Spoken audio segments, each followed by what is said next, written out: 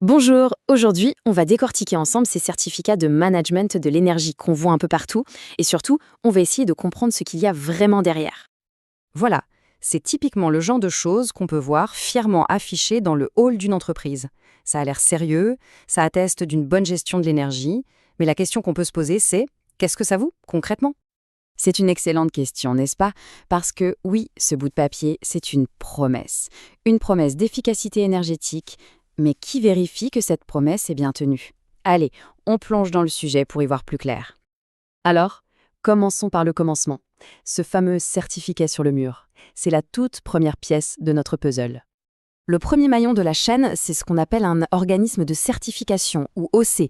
Pour faire simple, on peut le voir comme une université. C'est lui qui vient auditer l'entreprise, qui vérifie que tout est en ordre par rapport à la norme, et à la fin qui décerne le diplôme, enfin le certificat. Bon, d'accord, mais ça ne fait que déplacer le problème, pas vrai? Si Loki c'est l'université, qui s'assure que l'université elle-même est sérieuse? Qui contrôle les contrôleurs, en quelque sorte? Eh bien, c'est là qu'on entre dans une structure bien plus vaste. On passe au niveau supérieur et on découvre tout un réseau mondial de confiance. Ce niveau supérieur, ce sont les organismes d'accréditation, les OA. Eux, ce sont les véritables gardiens du temple. Leur mission? Évaluer et reconnaître officiellement que les organismes de certification sont bien compétents pour faire leur travail. Si on reprend notre métaphore, l'OA, ce serait un peu l'équivalent du ministère qui donne son agrément à l'université. Pour que ce soit plus parlant, prenons un cas concret. En Inde, par exemple, cet organisme national, c'est le NACBC. Il a été mis en place par le gouvernement et l'industrie indienne, justement pour jouer ce rôle d'accréditeur. Et ce n'est pas tout. Il y a encore un échelon au-dessus, le véritable sommet de la pyramide.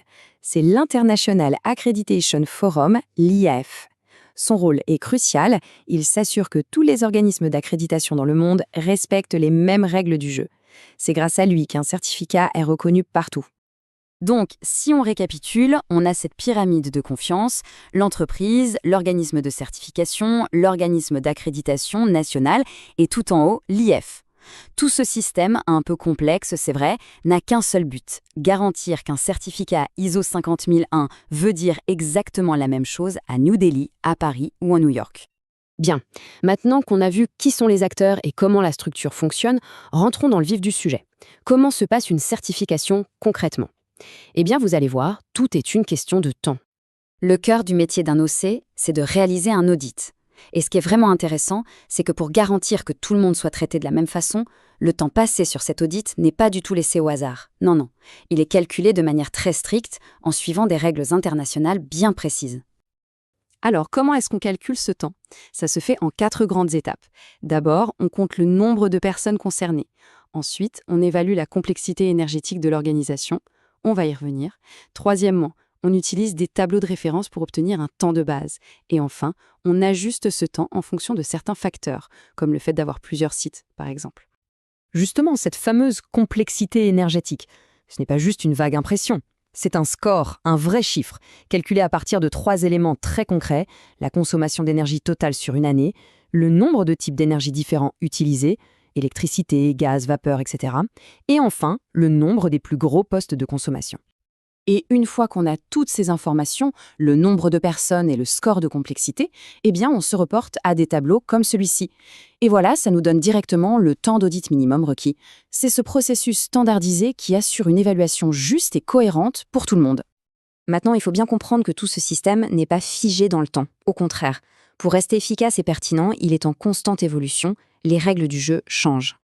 Prenons l'exemple récent de la transition vers une nouvelle version de la norme ISO 5003. Il y a eu une nouvelle publication en mai 2021. Et à partir de là, un calendrier très strict s'est mis en place pour que toute la chaîne, des organismes d'accréditation jusqu'aux entreprises certifiées, s'adapte en temps et en heure. Dans cette nouvelle version, il y a un changement qui peut sembler être un détail, mais qui est en fait fondamental. Avant, il fallait surtout démontrer qu'on avait atteint une amélioration. Maintenant, il faut démontrer qu'on a mis en œuvre les actions pour y arriver. C'est un vrai changement de perspective.